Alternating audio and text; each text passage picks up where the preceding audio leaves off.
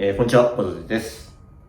今回普通に試合動画なんですけど、ちょっとね、試合動画とか始まる前に一言二言ぐらい喋ったら面白いんじゃないかなと思って動画回してみました。先週からね、T シャツ販売始めたんですけど、ありがたいことに結構注文いただいてて、ネットでの注文と富山県内での注文含めてだいたい20着ぐらい注文いただきました。あんまり安いものでもないんで、すごく強く押して売ろうとはあんましなくて、ただ少しでも欲しいなって思ってくれた人に届けばいいなと思って今回作ったので、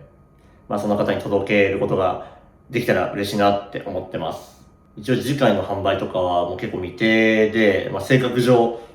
作らなさそうな気もしてるので、ちょっと多めに注文はしたんで、在庫がある分とかあったら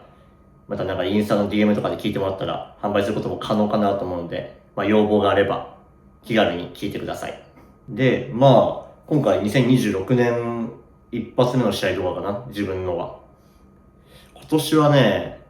ちょっと結果にこだわりたいなと思ってまして、去年もそういうこと言ってて、結局あんまりいい結果出ずに終わったんですけど、やっぱローカル大会、富山県内の大会やったりとか、で、賞状だったり、優勝したいなとは思ってて、これなんでかっていうと、僕はバドミントン楽しくやってて、考え的にはバドミントンは強くなくても、楽しめるもんだっていうことを、コンセプトにして今までやってきたんですけど、おそらく僕とかぐっちくんとかはそのバドミントン YouTuber として、強くなくても楽しめるんだよみたいなことを、ラケット買ったりとか、ウェアいいの買ったりとか、そういうことを、バドミントン強くなくてもやっていこうよみたいな思いで、ぐっちくんわかんないですけどやってたと思ってて、その中でやっぱりそのバドミントン僕はずっと弱かったから、弱いからこそそういうこと言ってたみたいな節もあって、でもしっかりと強い中でも本当にそういうことを言えるのかどうかというか、バドミントン強い上でバドミントンは弱くてもいいよと言えるようになりたいなと思いまして、ちょっとね、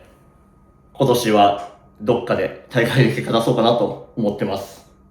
そんなこんなで2月の1日にね、新年一発目の大会があるんで、そこに向けて練習したので見てください。どうぞ。